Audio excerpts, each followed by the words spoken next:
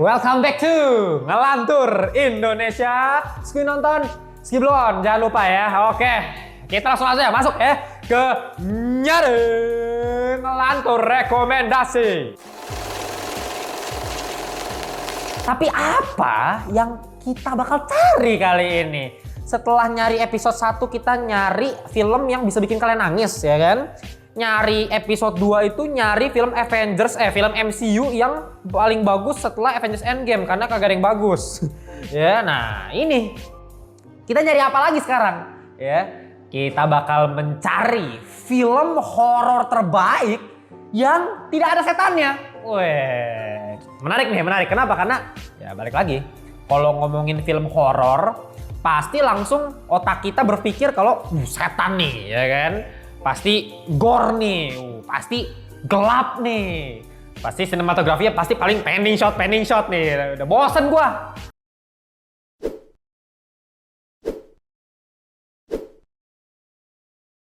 Sumpah udah paling males gua kalau misalnya film horor gitu kan ya, pakai cermin kan, bener gak sih Mel? Ya kan cermin kan, panning shot set, hilang, set, deng, jump scare. Udah biasa itu, gue udah bosen banget jujur guys ya. Kalau ngomongin film horor, gue tuh sebenarnya orangnya bukan tipe orang yang takutan sih, ya bukannya sombong atau apa, tapi jujur maksudnya kayak gue pernah ya kan, gue kuliah di BINUS ya. Di BINUS itu ada yang namanya acara apa tuh yang Halloween itu apa sih Mel, tau gak sih? Nggak tahu ya, aduh lupa gue tuh ya. Kalau di BINUS tuh ada kalau Halloween acara gitu kan. Ada setan-setanan gitu kan, kita masuk gitu, uji nyali lah istilahnya. Gue pernah masuk sama teman gue ya, teman gue kalau kalian tahu dia pernah jadi kameramen yang ngelantur dulu pas awal-awal. Si Kenneth nih, nanti gue kasih nih fotonya nih. Nah si Kenneth ini ya pingsan pak, beneran, sumpah. Ini bukannya gue ngeluarin aib orang pak ya, sorry Kenneth. Tapi beneran pingsan, jadi tapi gue tuh di depan kayak gue tuh kayak nggak apa ya, aduh ya elah setan, paling gue oh Agnes, oh si ini gitu, pas dia make up kayak ya udah gue nggak takutan gitu. Nah makanya kalau gue dikasih film horor jarang banget ada film yang bisa bikin gue kayak deg-degan. Tapi ada satu film, bukan satu film sih, beberapa film yang cukup ya menaikkan adrenalin gue sebagai penonton. Dan biasanya film-film yang bisa menaikkan adrenalin gue itu adalah film-film justru yang gak ada setannya, yang formulanya tidak seperti kebanyakan film horor-horor lainnya.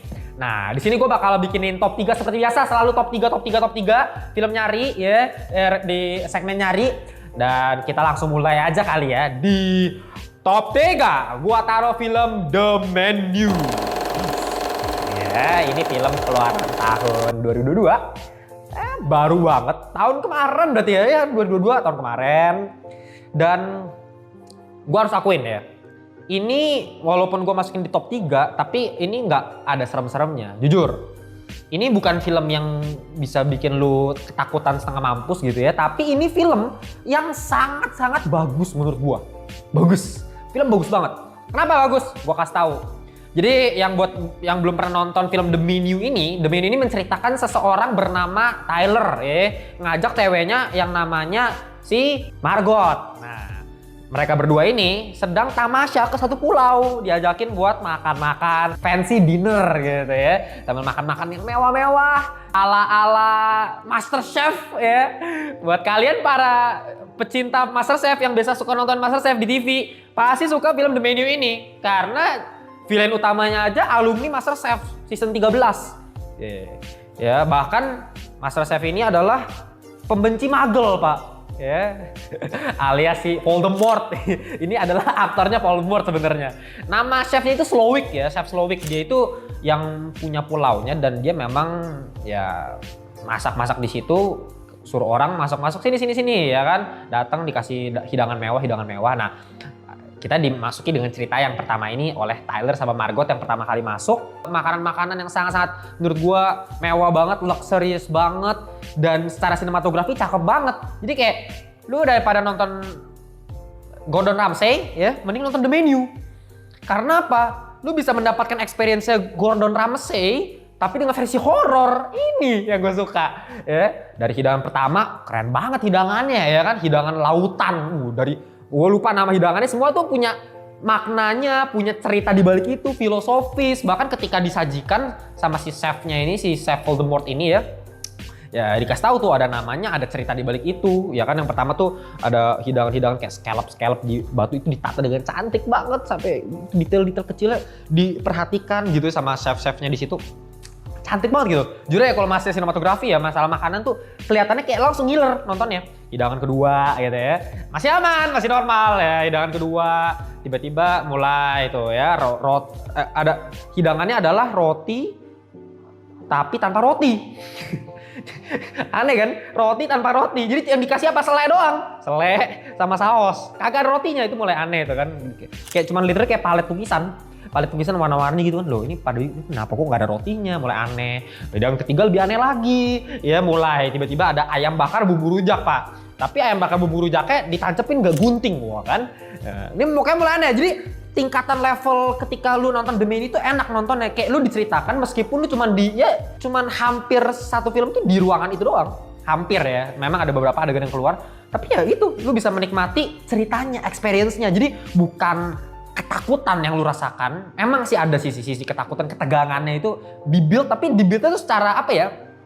Secara story building, ya bukan cheap, menurut gua bukan kayak murahan. Kalau ya itu balik lagi, kalau murahan kan ya udah lu tinggal kasih yang sadis-sadis, brutal-brutal atau yang gore-gore atau yang jump scare. Ya ini cuman ya fancy dasar, tapi kayak lu ngerasa kok ini aneh, kok begini. Makin lama tingkatan levelnya makin tinggi. Yang embu berujak dikasih tau, oh ternyata si chefnya dulu punya masalah pas masih kecil, ya kan dia pernah tancepin gunting ke paha bapaknya pak. Gila. Ya dikasih tahu tuh ceritanya emang agak, maksudnya kita kok begini, lama-lama mulai aneh.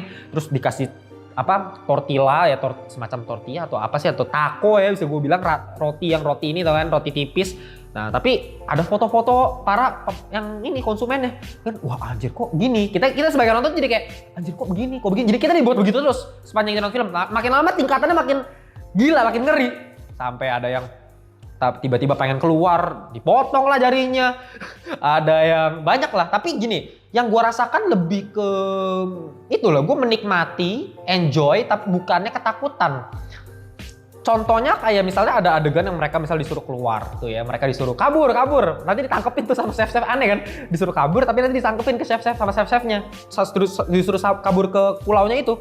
Tapi at the end bakal ketangkap juga, ada yang sembunyi di mana, dikasih lihat, terus ditambah lagi dengan soundtrack yang agak gimana ya, ada quirky gitu loh, yang kayak lucu-lucu, teng.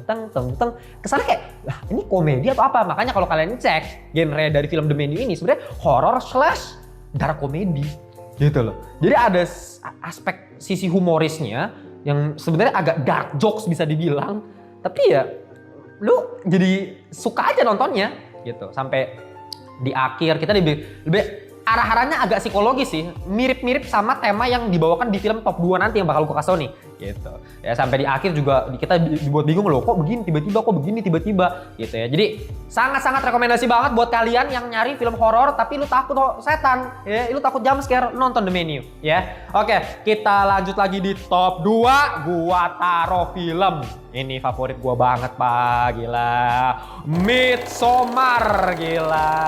Ini film keluaran tahun 2019, disutradarai oleh Ari Aster. Ya ini sebelumnya saudara ini pernah membuat film Hereditary, kalau kalian tahu ya filmnya. Itu keluaran tahun 2018, tahun sebelumnya. Itu film yang cukup orang suka. Tapi kalau misalnya dibandingin sama Hereditary, gue jauh lebih prefer Midsommar. Pertama, nih yang paling gue suka dari Midsommar apa? Dia benar-benar menyalahi segala aturan yang ada dalam dunia perhororan, ya, dunia film ketakutan. Ya, semuanya dilibas, semuanya dibikin kontra. Satu, format film horor apa? Gelap. Gelap gak? Kagak gelap. Midsommar itu high key lightingnya. Kalau kalian nggak tahu high key apa? High key adalah kebalikan low key. Kalau low key itu shadow-nya kenceng, ya keras shadow-nya, bener-bener pakai satu key light doang, dikit shadow-nya yang banyak gitu, dapat kesan apa? Horor ya, misteri, mencekam itu. Tapi kalau misalnya lu pakai lightingnya high key, biasa-biasa film Wes Anderson biasanya kan high key yang bener-bener shadow dikit, malah lebih emphasize ke color-nya, lebih ke lighting-nya, lebih ke ya kejelasan yang ada dalam satu frame itu gitu loh. Itu high key. Nah, Midsommar itu pakai lightingnya high key. itu udah menyalahi aturan horor banget. Kedua apa? Nggak ada jump scare. Jump scare itu adalah elemen utama dalam membuat horor. Lu kalau misalnya nggak ada jump scare, biasa orang ya lah gitu kan. Kalau misalnya orang takut horor apa? Biasa gue sering nanya temen gue, lu sebenarnya takut horor nggak sih? Sebenarnya gue nggak takut setannya, gue cuma takut sama jump scare-nya, gitu loh. Yang jadi masalah kan seperti itu. Nah, jadi kalau lu pada nggak suka nonton jump scare, nonton Midsommar, gak ada jump scare-nya. Gitu. Ya, yang ketiga apa? Format terakhir ya yang paling sering dibuat oleh film horor ya, yang nggak ada setannya. Seperti yang judul film nyari kali ini, nyari film horor yang tidak ada setannya. Midsommar nggak ada setannya. Ya artinya apa? Ini horor psikologi. Nah, ini yang justru menakutkan buat gue. Jujur, gue nonton Midsommar, gue agak ngeri. Jujur, gue tuh orang, elah apa? Conjuring, Conjuring, Insidious, iblis apa iblis gitu. Kagak ada serem-serem, apalagi It mah film keren-keren doang kalau buat gue. Ya, tapi ya kalau ngomongin Midsommar, waduh baru mulai nih. Kagak ada soundtrack, cuman pakai suara nada. Anjing. Lu denger aja kan kayak apa ini? Apa ya gitu kan? Tuh, pergantian hutan, laut. Ada orang nyanyi pakai nada tinggi. Wah, itu kan apa sih? Tambah lagi langsung berubah pas tense naik. Habis itu ada si ini yang jadi yang elemen utama yang bisa bikin ini film serem banget adalah actingnya sebenarnya. Actingnya si Florence Pugh. Ya, kalau kayak kata si Florence Pugh ini adalah ya dia banyak sih main film yang bagus, tapi yang paling gue ingat sampai sekarang adalah film sampah, yaitu Black Widow. Ya, di situ dia menjadi dedeknya si Natasha Romanoff ya, si Scarlett Johansson. Ya. Nah, si ini Yelena Belova ini si Florence Pugh di sini actingnya kelihatan, emang dia jago banget actingnya. Depresi, kesan dia bener-bener lagi apa ya, gak ada harapan, hopeless, ketakutan, itu semuanya kita bisa rasain dari karakter si di sini namanya Denny, si Dani ini karakter si Florence Pugh. Yang paling gue ngeri apa? Pas dia lagi nangis. Lu nonton Midsommar gak sih Bang? Lu nanti kan pasti lu masukin klip ini ya. Gila, ini di awal-awal. Jadi dikasih lihat nih si Florence Pugh lagi nangis, si Dani lagi nangis. Nangisnya ngeri banget. Mau tahu nangisnya gimana? Nih kayak gini nih, gue contohin ya. Mungkin kalau gue contohin kalian ketawa. Tapi kalau kalian lihat aslinya mungkin kalian ketakutan. Nih kayak gini. Enggak, tar. Bukan kayak gitu. Maksudnya kayak gini. Ngerti gak sih? Lu bisa bayangin kan? Disturbing banget.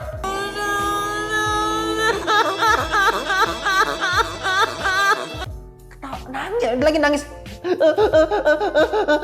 Gimana lu nggak takut gila? Orang menangis kan. Tapi itu bener-bener realistik banget. Justru gue bisa ngeliat, oh ini nyata banget. Ini film bener-bener nyata, mempermainkan otak kita, mental kita kena pak, sumpah. Lu kalau misalnya main ML kalau udah kena mental, lu jangan nonton Midsommar. Ya, ini 10 kali lipat lebih gila daripada nonton ML pak. Kalau main ML gitu kan. Gila lu. Ngeri banget, apalagi banyak scene-scene ketika misalnya, banyak sih, ada beberapa scene yang sampai disensor ketika nyampe di Indonesia. Kenapa? Karena emang udah terlalu parah, ada adegan ya begitu-gitu ya, yang biasa kita bahasakan dengan mantap-mantap, tapi di sini tidak mantap, jujur. Lu malah nggak enak lu, gitu loh. Ya kan kalau netizen Wakanda, gue yakin 99,9% itu pasti langsung gitu kan kalau lihat film yang mantap-mantap gitu. Tapi kalau lu nonton Midsommar, lu justru kayak, gak ada setan. Tapi adegannya itu bisa bikin lu gak enak. Itu horor psikologi jenius, Pak. Jadi apa? Ini horor mahal. Lu kalau misalnya kayak film-film horor yang kayak, ya balik lagi tuh, kayak model Conjuring gitu ya. Model-model kayak film horor yang mainnya panning kan. Tadi ulang panning shot, jump scare, ya itu format-format biasa. Atau misalnya emang ada beberapa yang sampai gua takutnya bukan karena jump scare atau disturbingnya lagi, tapi karena emang udah berlebihan disturbing. Ada contoh Human Centipede ya, lu tau kan? Kalau itu beda cerita bos, jujur. Kalau itu gue juga takut, tapi bukan takut gimana, itu gue kayak udah gak kuat gue nonton. Ya, gue yakin juga siapa sih yang kuat, gila lu, kalau lu kuat tuh psikopat sih lu, jujur aja ya. Kayak Human Centipede atau misalnya Task ya. Tas tuh kayak itu udah nggak normal gitu, itu film bukan normal. Tapi balik lagi itu film yang cheap gitu, murahan. Jadi tinggal mainin yang bener-bener disturbingnya lu tingkatkan pada level omega gitu ya. Pasti siapa yang nggak takut sih, siapa yang nggak jijik sih gitu lihat deh. Nah tapi kalau Midsommar ini mainnya otak pak, main sinematografi. Satu scene yang paling gue inget adalah scene ketika misalnya ada mobil, mereka lagi jalan ke festival, ya festival yang mencelakakan mereka itu, ya pas mereka lagi jalan tuh kayak scene-nya itu, shot-nya itu dibalik pak, ya di flip. Jadi lu bener-bener ngelihat ini mobil lagi jalan, tapi kok kebalik di shot itu, di shot dengan soundtrack yang bisa gue bilang kayak nit, terus kebalik. Ya apa lu nggak apa ya isinya nggak horor itu kan memberikan kesan, artinya memberikan kesan nggak enak kan di hati lu. Itu baru horor.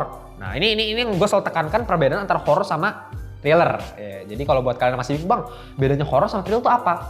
Thriller itu bisa gue bilang ya mungkin main sadis-sadisan, butar-butaran, kejam-kejaman, tapi ya cuma sekedar itu.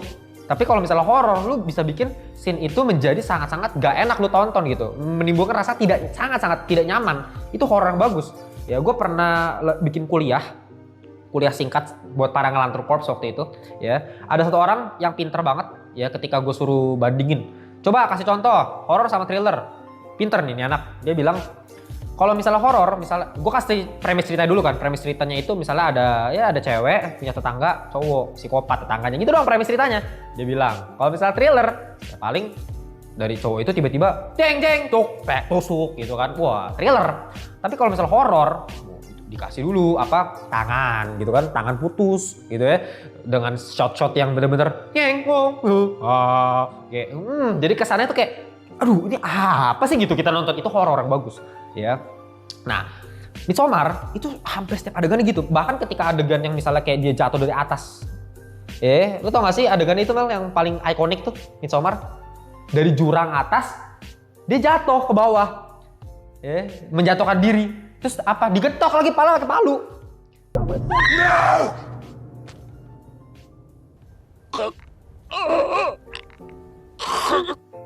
Itu gimana ya? Kalau misalnya film murah, jujur aja, kalau misalnya film murah ya udah cuman getok aja ya kita juga udah agak gimana gitu ya.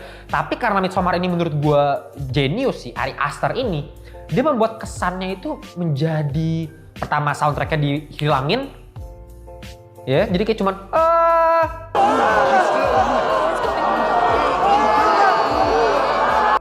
kayak ada suara. Jadi sepanjang film tuh kayak jarang ada musik gitu loh. Kayak lebih ke suara manusia normal, jadi kita lebih disturbing dong ngeliatnya dong gitu. Termasuk yang pas itu cut dari palu itu kayak angle-angle-nya meskipun terang benderang, jujur kagak ada gelap-gelapnya, terang banget tapi lu bisa waduh serem banget nontonnya ya. Psikologis lu kena mental, jujur aja nonton Midsommar ya sampai akhir film ya. Bahkan sampai ya itu ada Will Poulter juga ada loh di Midsommar, si Will Poulter yang suka komedi-komedi gitu. Tapi justru dia juga jadi agak ngeri pak, walaupun agak tolol juga sih awalannya gitu kan, dia agak goblok juga, dia sempat ngencingin pohon sakral pak, pohon sakral dikencingin sama Will Poulter kan, tolol sih. Langsung kena getahnya deh ya. Itu dari Midsommar. Oke kita langsung lanjut aja ke film ya yang menurut gua jauh lebih ngeri lagi nih, lebih legend lagi, lebih ikonik lagi, lebih mantap lagi tanpa ada setan. Tapi sebelum itu gua masuk ke honorable mention dulu ya. Jangan sampai kemarin gue lupa tuh honorable mention pas nyari film MCU yang bagus setelah Avengers Endgame. Kita masuk ke honorable mention pertama, gue taruh Get Out ya. Ini film tahun 2017 dan yang paling menarik dari Get Out ini apa sebenarnya? Sutradaranya pak. Lo mau tahu sutradaranya apa? Jordan Peele. Ya, kalau kalian nggak tahu Jordan Peele, kalian kalau misalnya sering nonton yang meme-meme gitu, harusnya kalian sering melihat orang ini. Ya, kayaknya gue yakin lu pada kebanyakan nonton. Lu pasti juga tahu Mel. Ya, jadi kalau si Jordan Peele ini kalau kalian tahu adegan misalnya nih yang keringetan tuh nggak sih? Orang yang kulitnya hitam yang keringetan gitu. Itu Jordan Peele. Orang yang ini yang dia jadi Barack Obama yang salam-salamin, hey yo, tau gak sih? Yang jabat-jabatin ke tangan itu, terus ada yang dia biasa, ada yang dia seneng terus dijadiin meme kan. Ya, terus abis itu misalnya ada yang, gue paling ngakak nih ya si Jordan Peele, nih gue ngakak banget tuh. Adegan yang misalnya dia lagi duduk, lagi diceramahin satu orang gitu di depan, lagi live. Terus misalnya, tidak peduli apakah kamu Asia, terus kamera ini kan lagi live berita nih, tahu kan? Iya bener kan? Di-shot ke Chinese gitu kan. Terus apakah kamu sudah tua kakek-kakek, pindah ke tua ya kan. Apakah kamu straight ke orang gitu kan. Apakah kamu gay ke dia. You are straight or whether you are gay. Aku ke dia terus dia cuma kayak, oh, mukanya tuh tolol loh, mukanya tuh tolol banget gitu. Nah itu Jordan Peele. Kalau kalian nggak tahu, dia lucu banget. Gue suka banget sama meme dia. Tapi dia ini adalah sutradaranya Get Out kalau nggak tahu. Get Out tuh horornya bagus banget 2017. Bahkan dia sempat bikin film keduanya dia Us itu bagus juga. Get Out sama Us, cuman ada film ketiganya tuh yang menurut gua agak kurang. Tapi Get Out sama Us ini yang gokil sih menurut gua. Dan yang ini Get Out ini yang gue suka banget membawa isu rasisme, ya, menceritakan seorang bernama Chris, ya, dan Rose, ya. Jadi series ini punya Chris ini orang kulit hitam, punya pacar Rose kulit putih, ya, didatengin sama ketemu keluarganya, banyak yang aneh, punya budak-budak ternyata punya kok kulit hitam semua nih pembantunya kulit hitam, tukang kebunnya kulit hitam, terus tingkah lakunya aneh. Ya, yang paling gue suka adegan yang paling menurut gue agak ngeri itu adalah adegan ketika pembantunya nih. Ya, pembantunya ini nama aktrisnya itu si Betty Gabriel. Dia bagus banget di sini aktingnya menurut gue. Jadi di sini dia dikasih lihat kalau misalnya dia lagi apa ya, senyum gini, tapi matanya itu nangis. Matanya itu kayak sedih banget, tapi mulutnya tuh kayak jadi kayak dia hatinya kelihatan lagi apa ya, lagi ada yang something wrong gitu loh. Tapi dia berusaha untuk senang.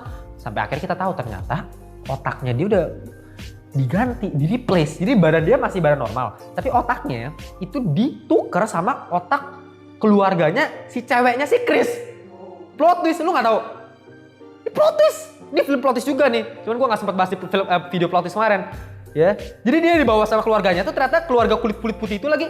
Jadi pembantu kulit hitamnya semua itu ditukar. Jadi bapaknya, tahu kan? Iya, bapaknya si pacarnya si Rose itu tukang bedah. Jadi otaknya diganti. Otaknya orang kulit putih keluarga dia dimasukin ke orang kulit hitam gitu. Makanya ada yang satu pas dia nggak sengaja pas lagi fotonya di flash kan, cepret, terus langsung berdarah. Langsung gara-gara flash itu dia baru nyadar tuh. Oh, gitu. Jadi ada ya kesannya tuh ini misterinya gimana ya, ngeri. Itu gue suka tuh tanpa ada setan-setanan. Ya kedua gue masukin ya tadi ngomongin Ari Aster, yang ngomongin Hereditary. Ini film pertama dia sebelum Midsommar, maksudnya film yang horornya dia ya. Hereditary menurut gue agak lebih cheap dari Midsommar tetap aja, tapi disturbingnya sih gila sih ya. Siapa sih nggak ngeri ngelihat bocil cewek potong kepala burung kayak gitu, burung digunting palanya. Come on lah. Sampai kepalanya dia beneran putus. Lagi naik mobil, putus pala, lagi naik mobil kan dia lagi mau nyari oksigen keluar kaca. Iya, pap. Terus dikasih lihat shot, palanya udah tergeletak gitu kan, udah disemut-semutin. Wah, itu siapa yang gak disturbing gitu ya. Tapi agak lebih cheap menurut gua kalau Midsommar tuh tanpa ada adegan yang sampai segitunya, tapi bisa menimbulkan efek yang lebih ya. Apalagi kalau Hereditary kan gelap kan. Nah, yang ketiga ini mungkin gue masukin ya Psycho kali ya. Ya ini film yang selalu gue mention. Kenapa? Karena emang ini film dewa sih. Ini legend banget, ikonik banget. Ya mungkin kenapa gue taruh di honorable mentions. Sebenarnya dia bisa masuk ke top 3 karena ya menurut gue ini agak lebih ke thriller ya. Ya thriller horror sih buat gue. Sutradaranya Alfred Hitchcock. Gak ada yang gak tahu dia, menurut gue ini the one and only man kalau ngomongin legendan gitu ya. Alfred Hitchcock, film tahun 1960, hitam putih. Iyalah lu ya, film mengenai kepribadian ganda. Ini gue udah sering ngomong, udah sering bahas ya. Itu ngeri banget sih ya, Psycho. Dan jangan lupa scoring ya, sound mengenai horor yang ikonik mengenai ting ting ting. Itu gara-gara si Alfred Hitchcock juga nih. Pertama kali di Psycho ini ting ting. Itu kan horor yang sampai sekarang kayak ini horor banget gitu. Ya, klasik banget. Itu dimulai dari Psycho. Oke, kita lanjut lagi ya. Ke menu kita, hidangan utama kita semua. Nomor 1, gua taruh The Shining ya. Siapa ya yang kagak tahu film yang satu ini? Ini film klasik ya. Sutradaranya itu adalah the one and only Stanley Kubrick, Pak. Stanley Kubrick. Film-filmnya kita udah tahu. Clockwork Orange yang dapat NC-17, udah bukan R-rated lagi, di atas R-rated Pak. NC-17, saking parah itu film, dicekal beberapa negara. Clockwork Orange, dewa banget. Film 2001 A Space Odyssey itu film science fiction, dia juga yang buat, dramatis banget. Interstellar, gara-gara ini dulu, 2001 A Space Odyssey dulu, baru Interstellar gitu. Bisa bilang agak ngikutin juga. Stanley Kubrick lebih legend daripada Christopher Nolan menurut gua ya, Stanley Kubrick. Nah, salah satu filmnya yang menurut gue paling berhasil itu adalah The Shining nih. Ini nggak ada setan-setanan di tahun segitu, pada tahun 1980 ya, ini tahun 1980 Pak. Ya, tapi horornya, shot-shotnya itu bisa dibilang breakthrough lah. Ya, dalam zaman modern tuh sekarang banyak dipakai ya. Ini yang pertama nih. Misalnya shot-shot labirin, lu bayangin ya, kan ada market labirin tuh. Dari atas, set, langsung transisi ke dari atas down shot ke labirin itu kan keren banget ya. Shot-shot kayak gitu. Ya, shot-shot ketika si anaknya si Denny, ya anaknya si Denny lagi naik sepeda juk itu kan scene ikonik banget tuh. Juk suaranya juk ya, di shot dari di track dari belakang diikutin terus panjang lorong hotel gitu ya. Ya kalau belum tahu nih ya, The Shining itu menceritakan seseorang bernama Jack Torrance ya, dia punya istri namanya Wendy, punya anak namanya Denny. Ya dia suruh jagain hotel yang hotelnya lagi musim dingin jadi pada keluar semua lah. Jadi di hotel itu dia cuma suruh jaga selama 5 bulan kalau nggak salah ya. Setahu gue ya 5 bulan jagain hotel aja udah. Lu cuman yang penting lu jagain aja deh di situ, makan minum di situ udah dibayarin. Udah kan enak kan. Hotelnya bagus mewah, tapi cuman mereka bertiga doang di satu gedung. Nah, itu memberikan kesan yang gila ya. Ini adalah hasil kalau misalnya lu ada di satu tempat ruangan yang gede banget tapi cuman bertiga. Ini hasilnya. Gitu. Itu yang pengen ditampilkan oleh The Shining ini. Ya, dan horornya dibangun lewat itu. Acting. Jack Torrance, pemerannya adalah si Jack Nicholson. Siapa yang nggak tahu Jack Nicholson? Jack Nicholson itu adalah aktor pemenang Oscar, Pak. 3 kali dia menang Oscar, Pak. Ya, ngambil ini 3 kali dapat piala Oscar. Gila nggak? Ya, Jack Torrance ya, gue ngerti dia kok setiap kali main film kenapa namanya Jack juga ya. Di film Batman misalnya dia jadi Joker tuh. Jadi Jack Napier ya kan. Terus di sini Jack Torrance. Nama aslinya Jack Nicholson. Ya gue nggak tahu, tapi aktornya jago banget sih. Gue apresiasi banget. Ini emang dewa ya, scene paling ikonik dia di The Shining kalau kalian tahu. Di intro gue masukin tuh. Ada kalau kalian cek di intro gue nih ya tadi ya. Ada yang jadi di pintu itu yang pas dia kapak-kapak puak, terus dia muncul keluar gitu palanya. Itu The Shining. Iya. Itu sih Shining gitu loh.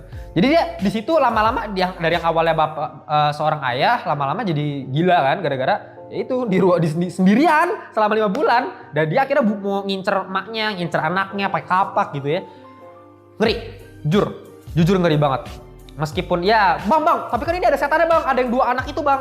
Ya sih, cuman ya tapi kan itu bukan efek utama dalam ketakutannya. Cuman paling bisa tampilkan ya emang agak ngeri sih yang 2 anak itu yang cewek kembar itu emang ikonik sih ya. Terus ada banjir darah tuh dari pintu. Ya ikonik, tapi sinematografinya yang menurut gue jempolan Pak. Ya penggunaan soundtracknya makan sampai lagu-lagunya musiknya itu menang Oscar gitu. Ya gara-gara itu ya. Jago banget Stanley Kubrick, gue apresiasi banget. The Shining is the one and only man. Sampai di akhir juga jadi perdebatan. Ini kan diambil dari novelnya Stephen King ya. Kalau kalian tahu Stephen King itu penulis dewa sih. Film-film kayak It itu dari bukunya dia tuh, Stephen King, Stand By Me, ya, The Boogeyman itu Stephen King semua. Nah ini termasuk The Shining itu Stephen King. Dia sebenarnya nggak suka nih sama film ya, buatan Stanley Kubrick ini karena agak dirubah sedikit di twist di endingnya. Ya di akhir tuh kalau kalian ada lukisan tiba-tiba itu kan lukisan dari tahun 19 berapa tuh kan, dari awal pertama kali hotel. Tapi tiba-tiba ada kepalanya si Jack Torrance dalam lukisan di foto itu. Padahal foto dari diambil kapan? Jadi katanya ada yang bilang dia terperangkap di lukisan itu jiwanya, ada yang bilang banyak lah, ada yang bilang ya selama ini dia cuman reinkarnasi dari yang pemilik pertamanya yang udah bikin kriminal gitu loh. Ya itu ya banyak teori yang bisa diambil. Ya itu bagusnya si Stanley Kubrick. Bisa membuat sebuah cerita yang kita ini bisa kita bedah satu persatu, apalagi buat sinetron pasti suka banget sama film The Shining ini. Ya itu aja dari gua rekomendasi untuk film-film yang kalau kalian takut setan, kalian takut jump scare, kalian nonton aja 3 film ini yang luar biasa menurut gua, bagus banget ya. Jangan lupa juga kita berada di studio Untold yang berada di Jakarta Barat, Jalan Lapangan Bola di Komplek Business Park. Keren banget, gila. Gue suka banget ini studio, comfy banget. Kalian mau dapetin apa aja di sini bisa Pak, kursi, properti semuanya ya, lighting kalian tahu tadi di awal cuk itu semuanya di Untold Studio Pak. Jarang nih studio yang kayak gini nih ya. Harganya sangat terjangkau, kalian cek di link di bawah aja. Jangan lupa juga subscribe Ngantor Indonesia. follow kita di Instagram dan di TikTok. Dan kalau kalian pengen join grup WhatsApp di kita di Ngelantur Corps, ya join lewat link ini juga udah gua taruh di bawah. Kita jumpa di video berikutnya. Bye bye semuanya.